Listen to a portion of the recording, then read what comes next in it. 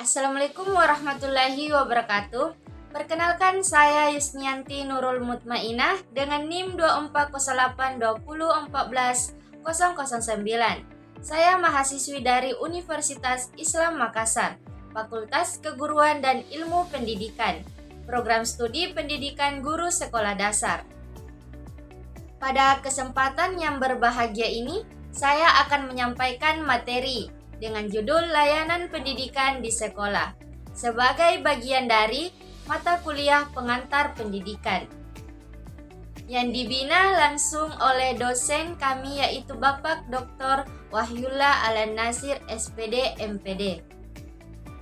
Berikut ini adalah penjelasan materi yang saya akan bawakan, yaitu yang pertama latar belakang, di mana pendidikan adalah aspek penting dalam pembangunan bangsa. Untuk mencapai tujuan pendidikan nasional, tidak cukup hanya dengan proses belajar di kelas, melainkan dibutuhkan dukungan layanan pendidikan yang komprehensif.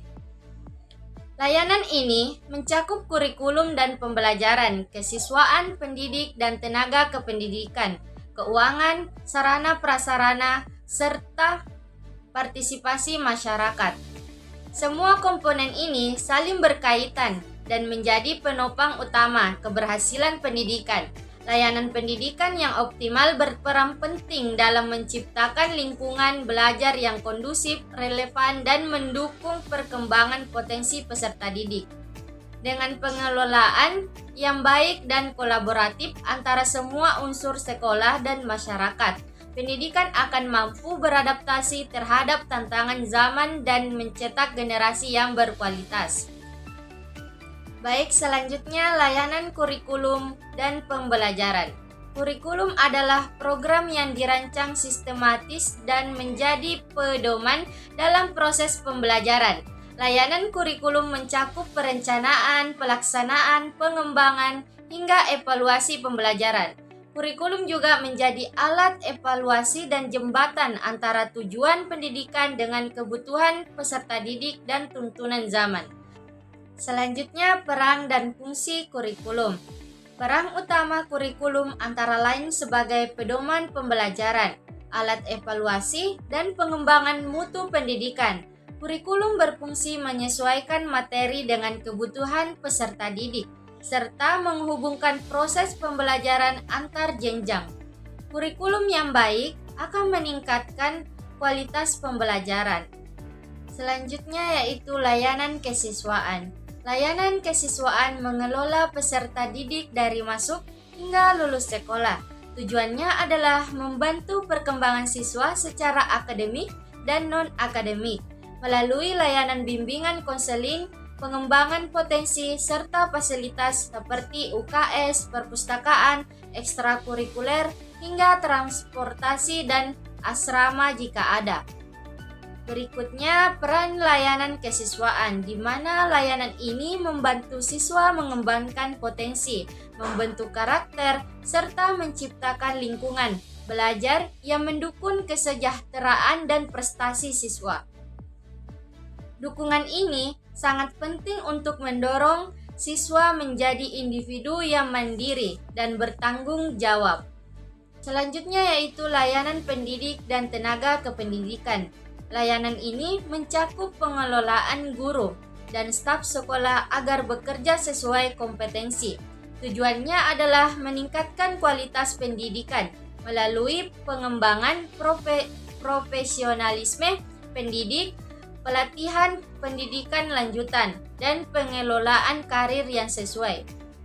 Berikutnya, strategi pengembangan tenaga kependidikan, di mana strategi pengembangan kompetensi mencakup pelatihan, pendidikan profesi, penelitian tindakan kelas, penulisan ilmiah, dan partisipasi dalam forum ilmiah. Tujuannya adalah menciptakan pendidik yang adaptif, inovatif, dan profesional sesuai tuntunan zaman. Selanjutnya, layanan keuangan dan pembiayaan, di mana layanan keuangan mencakup perencanaan dan pengelolaan dana dari pemerintah atau BOS, orang tua, masyarakat, hingga program BSM. Prinsip utama adalah transparansi, dan akuntabilitas agar penggunaan dana tepat guna dan mampu mendukung semua program sekolah. Selanjutnya yaitu peran layanan keuangan, di mana dana pendidikan digunakan untuk menyediakan fasilitas, pelatihan guru, pengembangan kurikulum, dan kegiatan ekstrakurikuler. Pengelolaan yang baik memastikan kelangsungan proses belajar dan meningkatkan mutu sekolah. Selanjutnya yaitu layanan sarana dan prasarana, di mana sarana mencakup alat dan bahan pembelajaran, sementara prasarana meliputi gedung dan fasilitas. Pengelolaan sarana dan prasarana melibatkan perencanaan, pengadaan, inventarisasi, pemeliharaan, dan penghapusan. Ketersediaan fasilitas yang layak mendukung proses belajar yang efektif. Selanjutnya, berhubungan sarana dengan mutu pembelajaran, di mana sarana prasarana yang baik menciptakan suasana belajar yang nyaman dan kondusif. Keterbatasan fasilitas dapat menjadi hambatan dalam pembelajaran.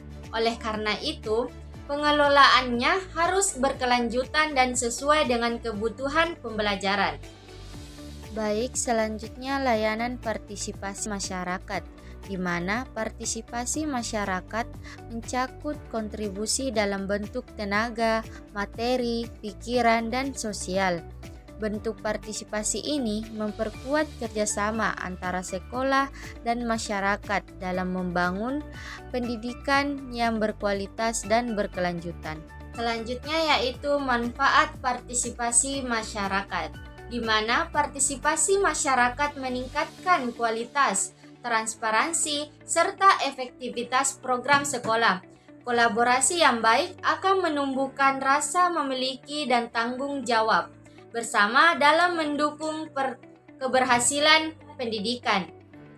Selanjutnya yaitu yang terakhir, kesimpulan, di mana 6 layanan utama yaitu kurikulum, kesiswaan, pendidik, dan tenaga kependidikan, keuangan, sarana prasarana, serta partisipasi masyarakat saling terkait dan mendukung keberhasilan pendidikan. Pengelolaan yang baik terhadap layanan ini akan meningkatkan mutu dan pencapaian tujuan pendidikan nasional. Kombinasi dari semua layanan tersebut menjadikan sekolah sebagai lingkungan belajar yang terstruktur, profesional, dan adaptif terhadap tantangan global. Baik, demikian penyampaian materi dari saya. Semoga memberikan manfaat dan memperluas wawasan kita bersama. Saya akhiri dengan ucapan wallahul muwaffiq ila aqwamit thoriq. Assalamualaikum warahmatullahi wabarakatuh.